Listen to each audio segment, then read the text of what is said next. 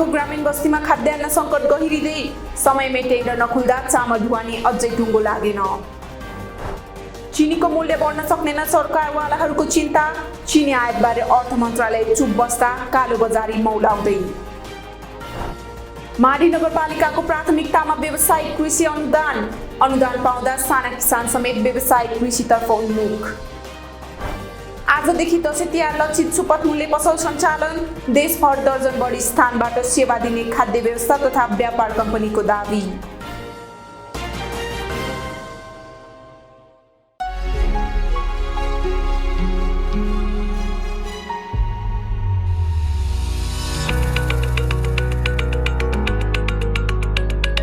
आफ्नै माटोमा पसिना बगाउँछौ, पौरखी हातले धरती सजाउँछौ, चुनौतीलाई बदल्छौ अवसरमा,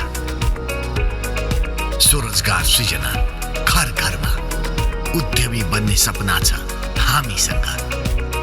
भरोसा छ कृषि विकास ब्याङ्कमा।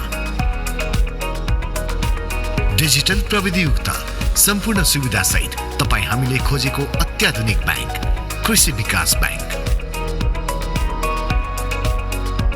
कृषि विकास ब्याङ्क, तपाई हाम्रो घर आँगनको ब्याङ्क। नमस्कार, कृषि खबरमा यहाँलाई हार्दिक स्वागत छ। म आस्मा पौडेल। अब कृषि खबर विस्तारमा। जिल्लाको ग्रामीण बस्तीमा खाद्यान्न सङ्कट गहिरिएको छ।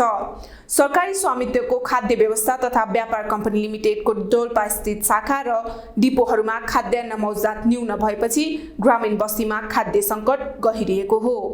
गत आर्थिक वर्ष जिल्लाको लागि 18,000 क्विन्टल चामल विनियोजन भई बिक्री भइसकेको खाद्यले जनाएको छ। कम्पनीका अनुसार अहिले दुवै शाखामा 250 क्विन्टल र जुफाल गोदाममा 209 क्विन्टल चामल मात्र मौजदात रहेको छ। मौजदात चामल ग्रामीण बस्तीका विपन्न परिवारमा मृत्यु, बाढी पहिरो लगायत आपतकालीन अवस्थामा वितरणको लागि राखिएको खाद्यले जनाएको छ।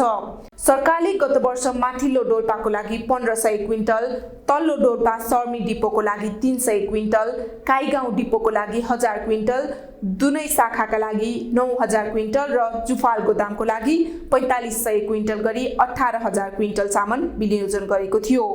कर्णाली प्रदेशका हुम्ला, मुगु र डोल्पा जिल्लामा सरकारले ढुवानी अनुदानमा खाद्यान्न र नुन उपलब्ध गराउँदै आएको छ। गत आर्थिक वर्षको चामल बिक्री भई न्यून मात्रामा मौजदात रहेको र नयाँ चामल आइ नसकेकाले सङ्कट भएको कम्पनीले जनाएको छ।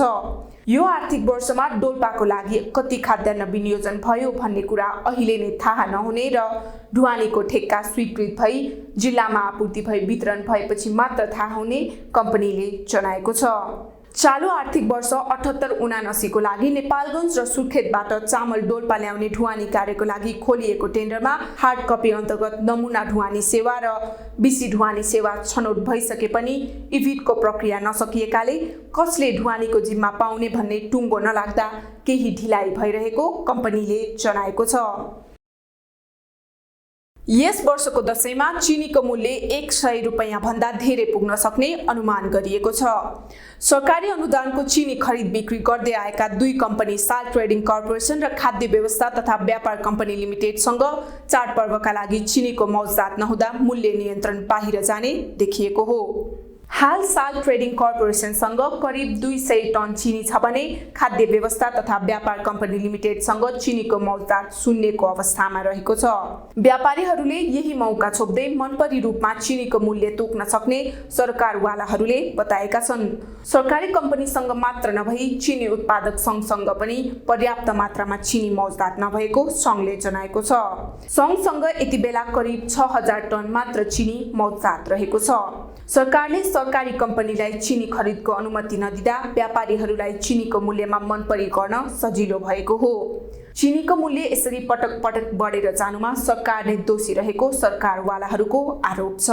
सरकारले समयमा नै चिनी खरिद अनुमति नदिँदा त्यसको प्रत्यक्ष मारमा उपभोक्ता पर्ने गरेका छन्। कर्पोरेसनले सहुलियत दरमा चिनी आयातको अनुमति माग्दै गर्दा करिब 8 महिना अघि नै उद्योग वाणिज्य तथा आपूर्ति मन्त्रालयमा पत्र पठाएको थियो। उक्त प्रस्ताव हालसम्म पनि स्वीकृत हुन नसक्दा चिनी आयात गर्न समस्या भएको हो। कर्पोरेसनले 30,000 मेट्रिक टन आयात गर्न अनुमति माग्दै पठाएको पत्र हालसम्म पनि अर्थ मन्त्रालयमा रोकिएको छ। यस विषयमा अर्थ मन्त्रालय भने मौन भएर बसेको छ। चाडपर्वका बेलामा मूल्य अनियन्त्रित हुन नदिन र उपभोक्तालाई मर्का नपार्न सरकारसँग चाँडोभन्दा चाँडो द्रुत प्रक्रियामा खरिदका लागि अनुमति माग्दै कर्पोरेसनले शुक्रबार फेरि आपूर्तिमा पत्र पठाएको छ। यस पटक पनि मन्त्रालयले व्यवस्था गरे चिनीको मूल्य अनियन्त्रित हुन सक्ने सम्भावना प्रबल रहेको कर्पोरेसनको भनाइरहेको छ।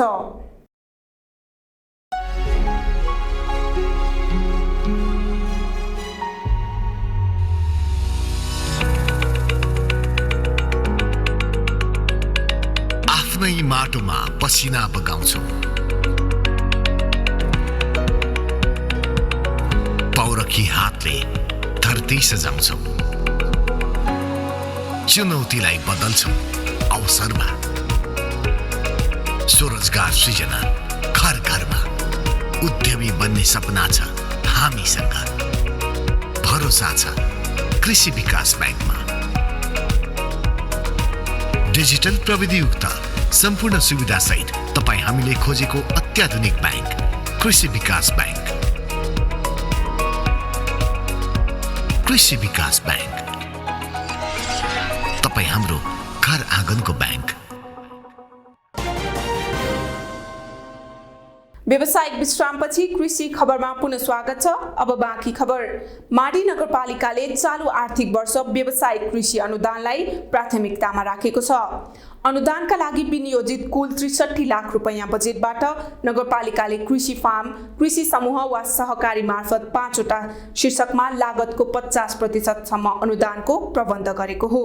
यस अन्तर्गत सिँचाइका निम्ति 2 इन्चको बोरिङ निर्माण र मोटर जडानका लागि 160 सङ्ख्यामा प्रति इकाइ बढीमा 25,000 रुपैयाँसम्म अनुदानको व्यवस्था गरिएको कृषि शाखाले जनाएको छ। त्यस्तै मौरी सहितको घार वितरणका निम्ति 160 सङ्ख्यामा प्रति इकाइ 5,000 रुपैयाँ अनुदानको व्यवस्था गरिएको छ।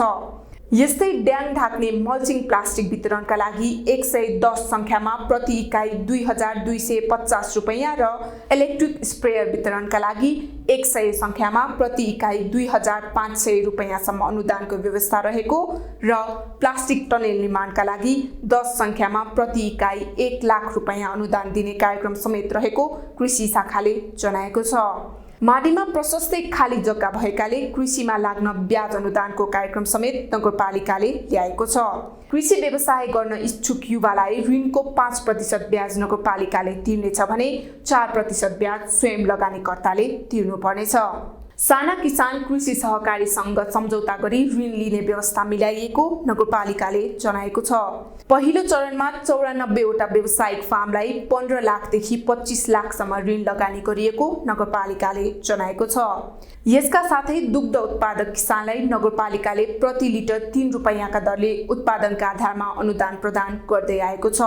नगरपालिकाले कृषि तथा पशु बिमामा 20% थप अनुदानको व्यवस्था गरेको छ भने ठूला व्यावसायिक बाख्रा फार्मका साथै अति विपन्न वर्गका किसानलाई जीविकोपार्जनका लागि करिब 45 जनालाई बाख्रा पालनमा सहयोग गरिएको नगरपालिकाले जनाएको छ। नगरपालिकाले बाख्रा पालक किसानलाई उत्पादनको आधारमा प्रति किलो 25 रुपैयाँ अनुदान दिएको छ। नगरपालिकाले एक गाई एक भाइ कार्यक्रम अन्तर्गत 3,50,000 अनुदान वितरण गरिसकेको जनाएको छ। सरकारले दशैं तिहार र छठ पर्वको अवसरमा सर्वसाधारणलाई दैनिक उपभोग्य वस्तुमा सहुलियत दिने उद्देश्यले आजदेखि सहुलियत मूल्य पसल सञ्चालनमा ल्याएको छ। मुलुकका 39 जिल्लाका 43 स्थानमा सहुलियत मूल्य पसल सञ्चालनमा ल्याइएको खाद्य व्यवस्था तथा व्यापार कम्पनीले जनाएको छ। खाद्य व्यवस्था तथा व्यापार कम्पनीका अनुसार चामल, क्वाटी, दाल, फापर र पिठोमा प्रति किलो 5, भटमासको तेलमा प्रति लिटर 10 तथा तोरी र सनफ्लावर तेलमा प्रति लिटर 5 छुट दिइएको छ। उपभोक्ताले कर्णालीको सिमी र फापरको दानामा प्रति किलो 10 र जिउँदो खसी बोकामा प्रति किलो 10 छुट पाउनेछन्। कम्पनीले दशैंलाई लक्षित गरी खसी बोका ल्याउने तयारी समेत गरेको छ। दुर्गम जिल्लामा खाद्यान्न अभाव हुन नदिन हेलिकप्टर, हवाई जहाज र पैदल बाटो प्रयोग गरी खाद्यान्न आपूर्तिको व्यवस्था मिलाइएको कम्पनीले जनाएको छ। काठमाडौँ उपत्यकामा थापाथली, रामशाहपथ, ललितपुरको नक्खु र भक्तपुरको सूर्य विनायकमा पसल सञ्चालन हुनेछन्। यस्तै उपत्यकाभित्र निशुल्क होम डेलिभरीको पनि व्यवस्था गरिएको छ। सस्तो दिल, मुकुन्डो र गोगो 20 लगायत डेलिभरी प्लेटफर्मबाट होम डेलिभरी हुनेछन्। कोरोना संक्रमणको जोखिम कायम रहेका कारण बढी भिडभाड नहोस् भन्ने उद्देश्यले सरकारले गत वर्षभन्दा 1 साता अगाडि पसल सञ्चालनमा ल्याएको हो।